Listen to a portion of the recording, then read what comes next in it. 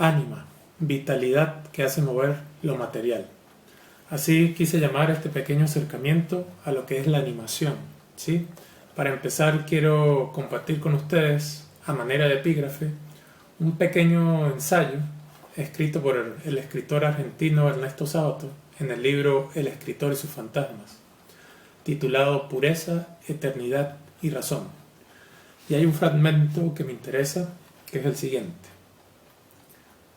Al levantarse sobre las dos patas traseras, este extraño animal abandona para siempre la felicidad zoológica e inaugura la infelicidad metafísica que resulta de su dualidad.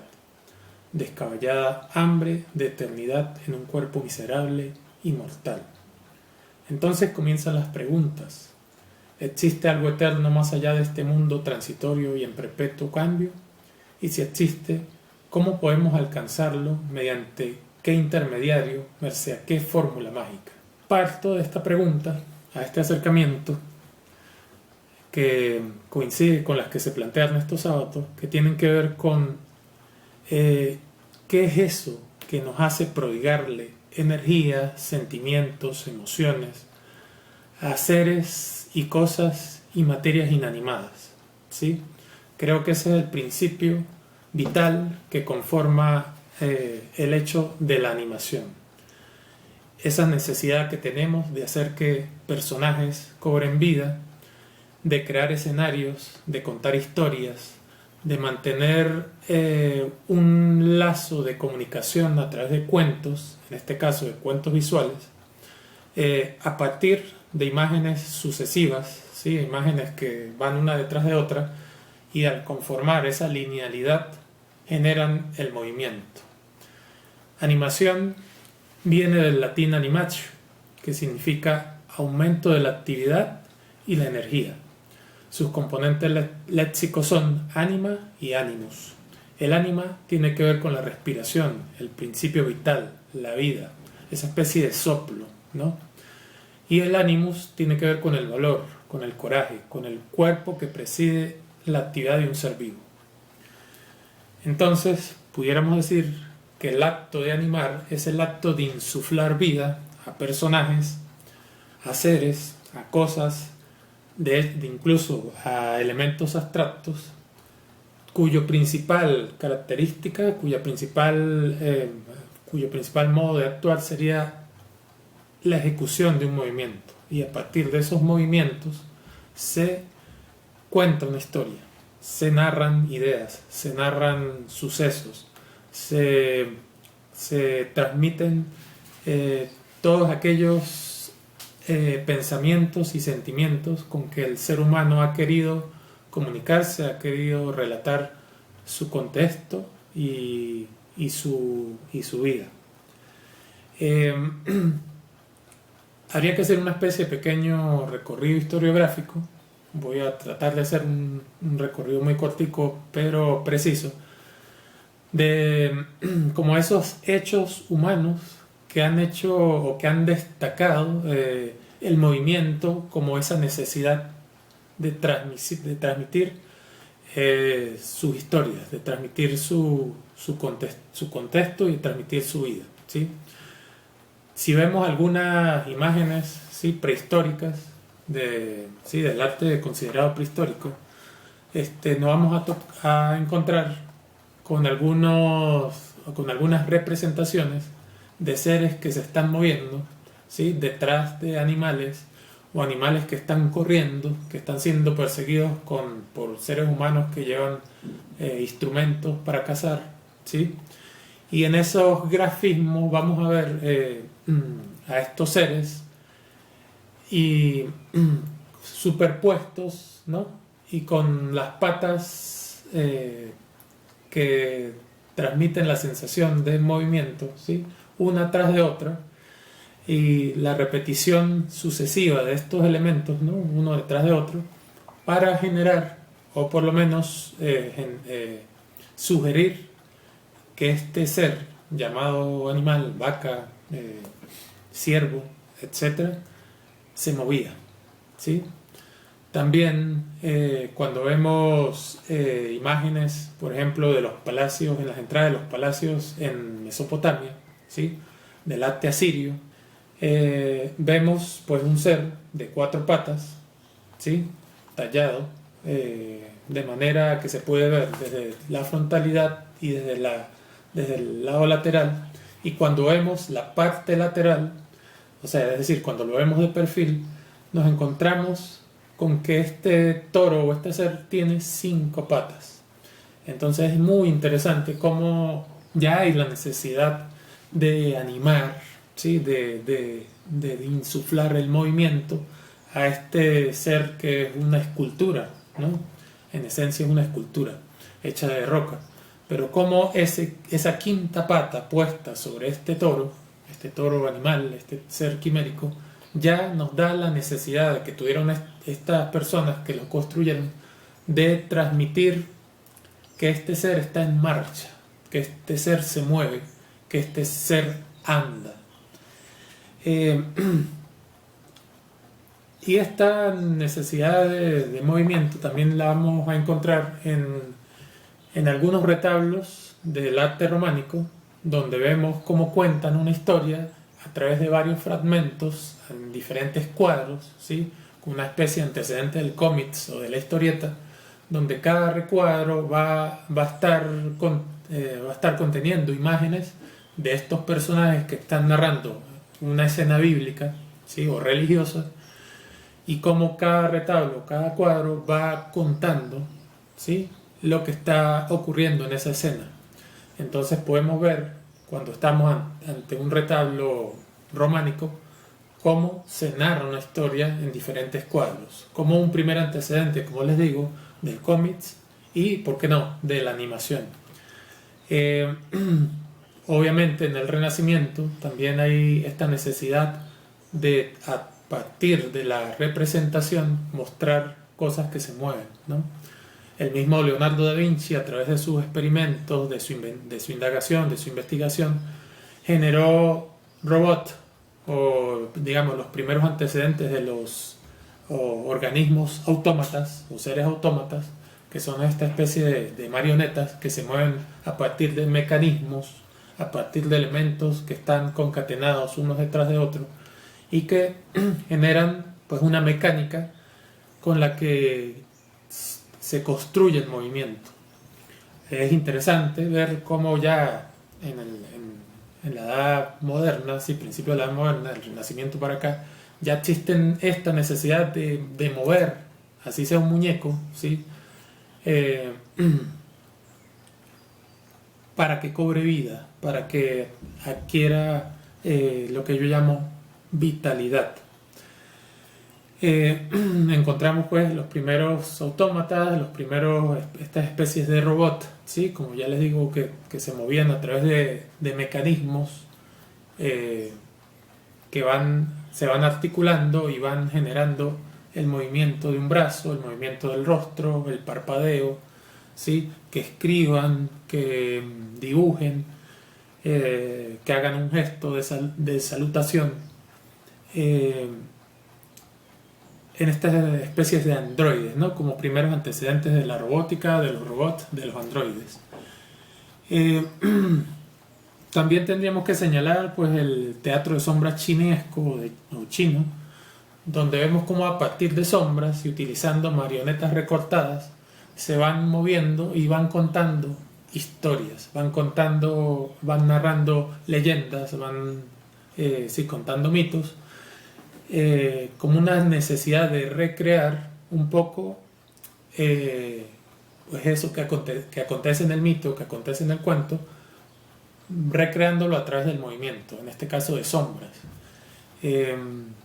La necesidad que tenemos también de hacer teatro de marionetas, de hacer que los juguetes se muevan, de que los niños puedan fantasear, ¿sí? Recreando su imaginación a partir de seres, de personajes que gracias a su inventiva generan situaciones en movimiento, ¿sí? Desde niños.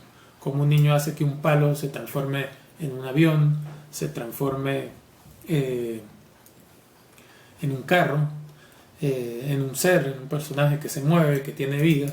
Entonces, eso me hace preguntarme, o sea, ¿de dónde viene esa necesidad que tenemos de asignarle a cosas que no tienen vida, a objetos inanimados, vida, que tengan ánima, que tengan alma?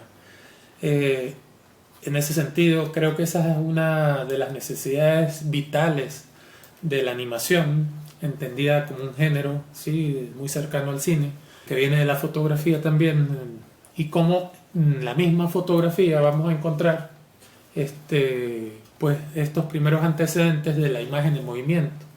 Por lo menos, por ejemplo, tenemos a los hermanos Lumière, ¿sí?, con sus primeros experimentos con fotografías en sucesión que se generan la imagen en movimiento. También los experimentos de Edward McWright, ¿no?, el británico que hizo toda una experimentación de fotografías y capturó a animales caminando, a seres humanos caminando. Entonces, esa necesidad de capturar el movimiento y de asignarlo a cosas que no lo tienen es, creo que, una pregunta ontológica, una pregunta filosófica y una pregunta que sigue estando presente y sigue estando abierta y no va a tener respuesta. Y lo interesante de que no tenga respuesta es que cada época va a intentar acercar una respuesta a esta necesidad, como les digo, de dar vida a seres y cosas que no la tienen, de asignarle un alma. Un aspecto importante es la relación de la palabra animación con la doctrina del animismo, ¿sí? Tienen la misma raíz etimológica, que quiere decir el influjo de alma, ¿sí?, sobre las cosas. El animismo tiene que ver con la presencia de un alma en los objetos inanimados. Es una doctrina etnológica, ¿sí?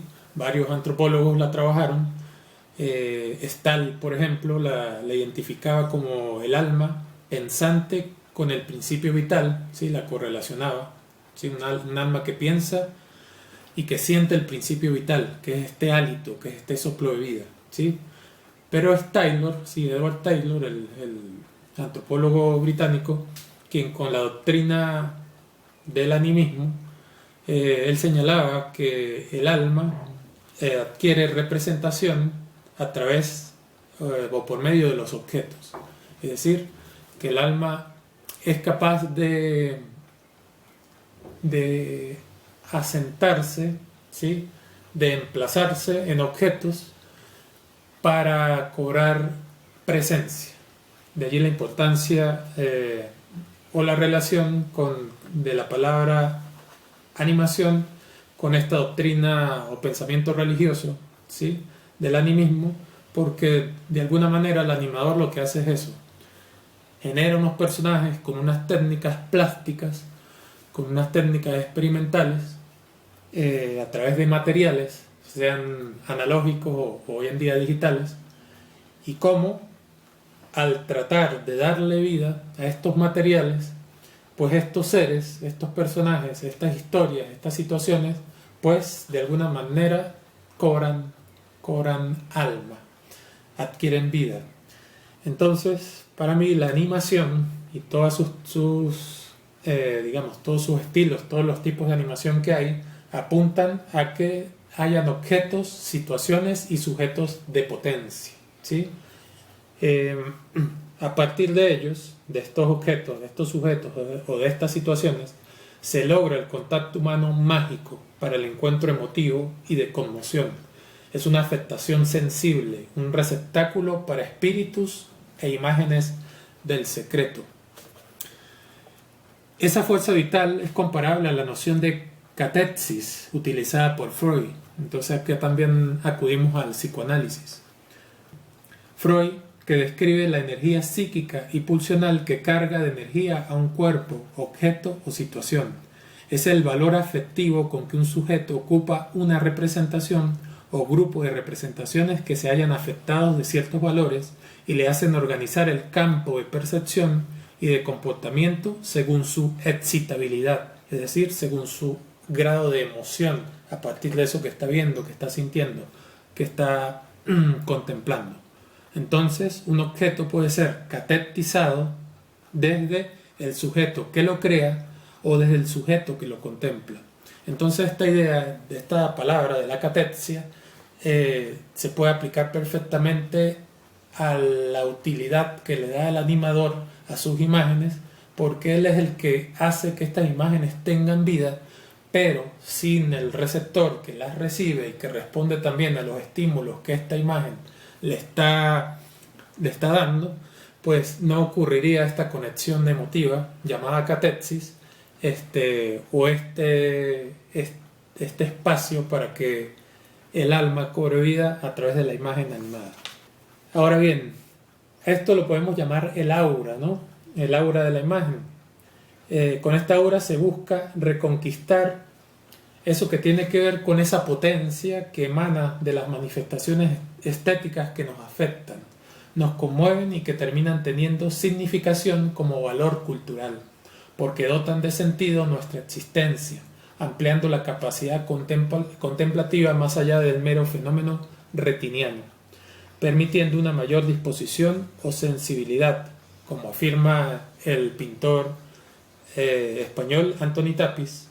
Estamos ahora en mejores condiciones de explorar con mayor intensidad todo el potencial mágico, hipnótico, curativo, provocador del tránsito contemplativo, activando los demás sentidos y el propio entendimiento, rescatando el derecho como seres humanos a representarnos desde la dignidad humana individual que nos facilita el asir una conciencia étnica y que podamos, como sigue señalando Tapis, destacar el tipo de arte que nos parece dotado de aquellos poderes universales que suelen calificarse de trascendentes.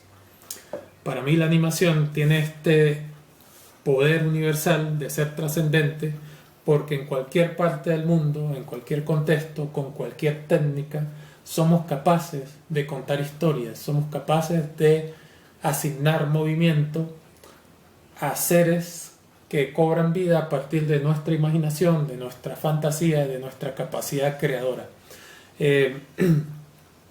Y a esto es lo que yo le llamo potencia, la potencia de la imagen. Como objetos, ¿sí?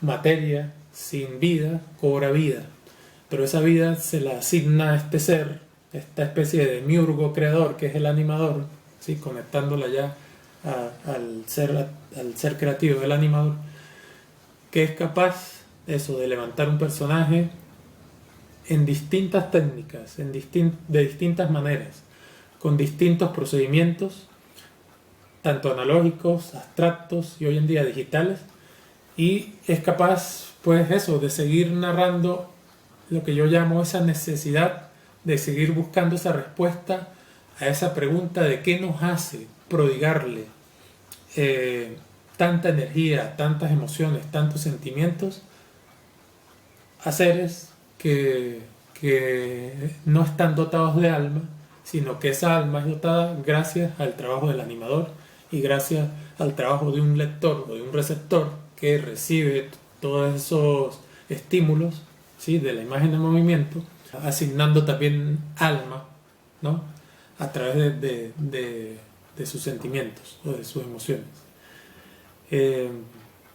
Bueno, este fue un pequeño acercamiento al concepto o a la raíz etimológica de la palabra animación, que a mí me gusta mucho porque tiene que ver con esa definición del ánima, que tiene que ver con la asignación de vitalidad, la asignación de respirar, de hacer que un ser inanimado, que un personaje cobre vida, ¿sí? Que respire, que se mueva, que sienta, que cuente, que diga, que hable. Y creo que es pues una necesidad que hemos tenido desde que somos Homo sapiens, desde que somos seres humanos, y que va a seguir estando y va a seguir siendo una pregunta abierta, una pregunta que hay que seguir contestando, y que cada época, cada contexto y cada necesidad creativa va a hacer que los artistas, los animadores, busquen esa respuesta desde su propio lugar. desde su propio tiempo. Muchas gracias.